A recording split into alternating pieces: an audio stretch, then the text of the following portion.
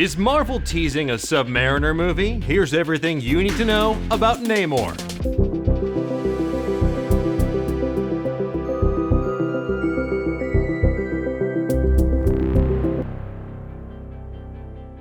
Explainius Rex. Welcome to Explainiac. I'm Dan Casey, and today we're going to try to explain everything you need to know about Namor the Submariner. This wet, wily, and wrathful king of the seven seas is poised to make a splash in the post-Endgame Marvel Cinematic Universe, and it's all thanks to a blink-and-you'll-miss-it moment in Avengers Endgame. Now, if you haven't seen Avengers Endgame yet, what's wrong with you? I'm kidding, but we'll be getting into all manner of Endgame spoilers, so either proceed at your own risk or make like Ebony Maw and jump ship. Remember in Avengers Endgame how Black Widow and Okoye have a seemingly innocuous chat about earthquakes on the bottom of the ocean happening off the coast of Africa? You might not. It was wedged between Scarlett Johansson's struggle bus of a peanut butter and jelly sandwich and Captain America's post-grief counseling debrief. But that little detail has major ramifications for the future of the Marvel Cinematic Universe. While Okoye recommends they ignore said underwater earthquakes because they're likely due to shifting tectonic plates, this feels like Kevin Feige and company are teasing the location of Atlantis in the MCU, which is ruled over by none other than Namor himself. It's the second time the MCU has referenced the Submariner and his undersea kingdom. The first time was in Iron Man 2 during a meeting between Iron Man and Nick Fury. In the background of the shot, there's a shield map highlighting various points of interest situated between South America and Africa. We see an area of the ocean, which is smack dab in the region where comic book lore has established Atlantis is located in the Marvel Universe. So is Marvel just artificially extending the already expansive runtime of Avengers Endgame with a wink and a nod to comic book fans, or are they planting the seeds for a future film in the MCU? Well, considering that Aquaman made $1 billion, that's billion with a B, at the box office, I'm gonna go ahead and guess it's the latter. We'll get into the how and the why of it all in a little bit, but first, let's take a deep dive where everything's better, down where it's wetter, in history. What do you think I was gonna say? Created in 1939 by writer-artist Bill Everett, the Submariner is Marvel's oldest superhero, appearing in Motion Picture Funnies Weekly, which never actually made it to store shelves. Thankfully, Namor, as he came to be called, survived and debuted in October 1939's Marvel Comics #1 for Timely Comics, the company that would later become the Marvel Comics we all know and love today. Inspired by Samuel Taylor Coleridge's poem The Rime of the Ancient Mariner, and quite literally spelling Roman backwards, Namor is the ill-tempered, tempestuous, and profoundly arrogant king of Atlantis. Born Namor Mackenzie and shown here in Timely Comics, Marvel Comics #1, he's the half-human, half-Atlantean son of American sailor Leonard Mackenzie and Fen, a blue-skinned princess of Atlantis. Leonard and his crew were on an expedition to find a mythical artifact in the Antarctic and nearly destroyed Atlantis in the process by setting explosive charges to break up ice flows. According to the original Marvel comic, we know that Fen, the daughter of the Atlantean Emperor Thakor, was sent to investigate and instead found love in a hopeless place with Leonard. The two quickly married, but their bliss was to be short-lived when Leonard and his crew were brutally murdered a few weeks later by Atlantean soldiers who thought he was holding Fen hostage. Yikes. Smash cut to 9 months later, in the undersea kingdom of Atlantis, where Fen gives birth to Namor, a prince of Atlantis with a host of incredible powers, like super strength, the ability to breathe underwater, superhuman speed, durability, stamina, and little wings on the side of his feet that let him fly?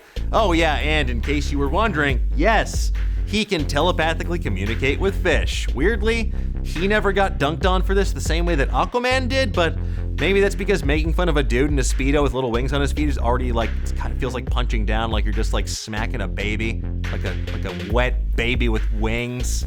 You know what I'm talking about.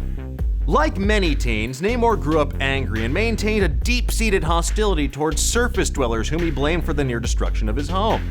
When scuba divers ventured too close to Atlantis, Namor reacted totally normally by launching a series of devastating attacks on New York City, which prompted the original android Human Torch to try and take him out.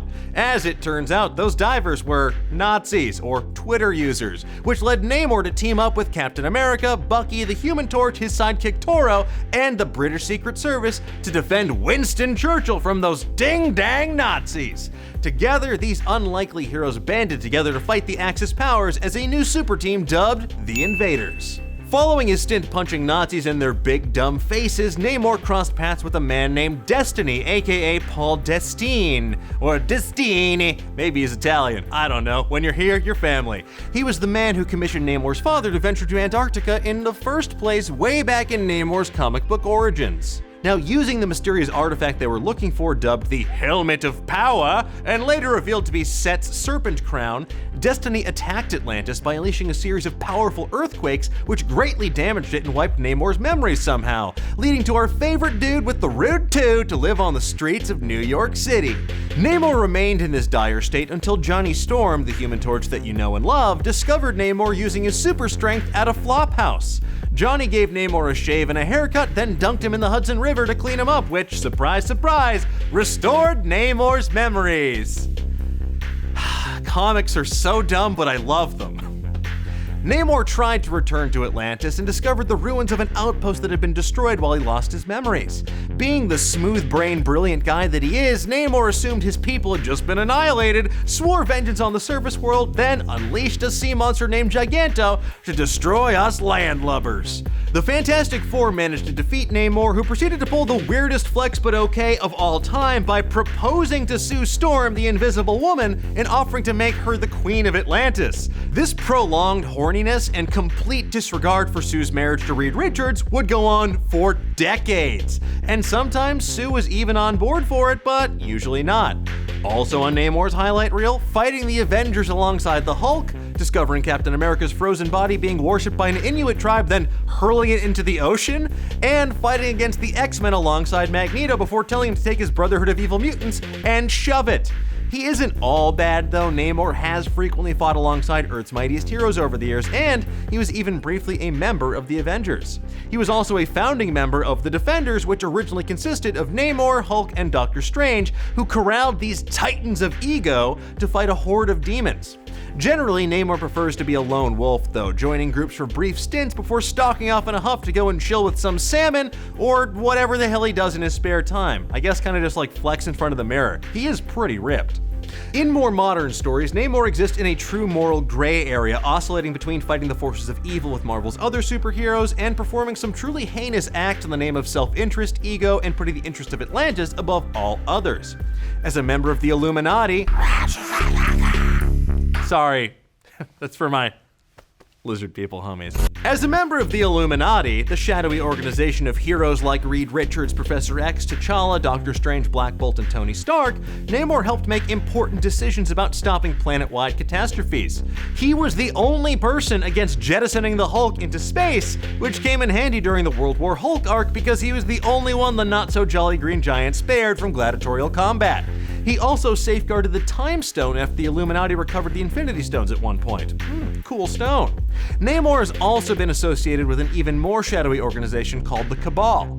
Following the destruction of Atlantis, Namor joined forces with Loki, Emma Frost, Doctor Doom, the Hood, and Norman Osborn to seize control of the planet during the Dark Reign storyline.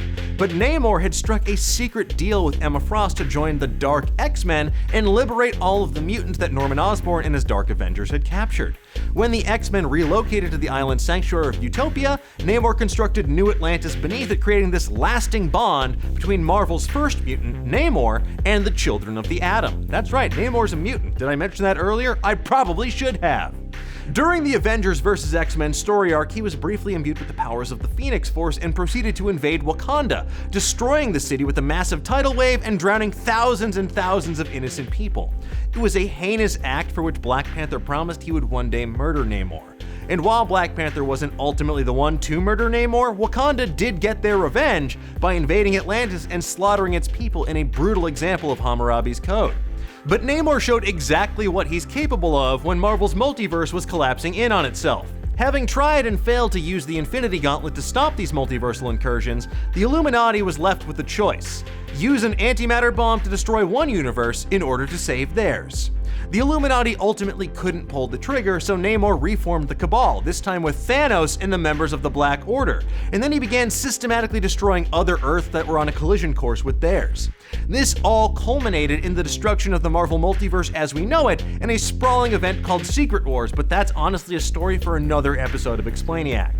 So you might be asking yourself, Dan, how does all of this tie into the Marvel Cinematic Universe? The current theory is that Namor will make his triumphant first appearance in the MCU as a villain, specifically as the villain of Black Panther 2. As I mentioned previously, Namor and T'Challa have a complicated history. At times they fight alongside each other, and at other times they're just straight up destroying their frenemy's homeland. Now, seeing the destruction of Wakanda at the hands of another highly advanced and isolationist civilization could make for some seriously high drama and one of the biggest challenges that Black Panther has faced to date. And yes, that includes literally dying. Remember that? Dusty. Now, perhaps Atlantis has always been a part of the Marvel Cinematic Universe and we just haven't explored it yet. Perhaps Namor and the Atlanteans believe those earthquakes in Endgame were caused by Wakanda. Perhaps the gamma radiation from snapping the Infinity Gauntlet so many times created our first mutant in Namor, or perhaps I'm just overthinking what was almost definitely a throwaway line. No way, it's definitely happening, because I need this, or else this was all for nothing. I have a lot riding on this. Doctor Strange director Scott Derrickson added fuel to the speculatory fire with a now-deleted tweet that showed an image of Doctor Strange and Namor coupled with the phrase, "Are you experienced?" a reference to the Jimi Hendrix song that includes the lyrics, quote, "If you can just get your mind together, then come on across to me. We'll hold hands and then we'll watch the sunrise from the bottom of the sea." So, a magical undersea romance, you say? Sign me all the way up. Now, how likely is this to happen? Well, the answer right now is not very. Avengers Endgame screenwriters Christopher Marcus and Stephen McFeely told The Hollywood Reporter that Okoye's offhanded comment wasn't actually an Easter egg. "I wish we were that smart," Marcus said. Honestly, buddy, so do I. On top of that, the nature of Namor's film rights are murkier than the waters in which he lives. Since 1997, Hollywood's been trying to crack the code on how to make a Submariner movie, and the results are a labyrinth of contracts, distribution rights, producing options, and just all manner of legalese that would prevent Namor from simply appearing in the MCU. In 2018, Marvel Studios chief Kevin Feige explained to IGN that Namor could appear in the MCU, but it's a matter of, quote, if and when, owing perhaps in part to the complicated nature of the film rights. But hey, if they can find a way to bring Spider-Man into the MCU, then who's to say that our favorite arrogant wing-footed sea mutant couldn't also make an appearance? But what do you think? Where do you think Namor should make his entrance into the MCU? Who should play him? Let me know in the comments below and give me a thumbs up while you're there. Thank you so much for watching. If you enjoyed this video, please like and subscribe and hit that little bell so you never miss a new episode of Explainiac. And please let me know what other kinds of videos you'd like to see as well. This is an evolving process and I want you to be a part of it. And remember, not everything in life can be explained, but for everything else, there's this show.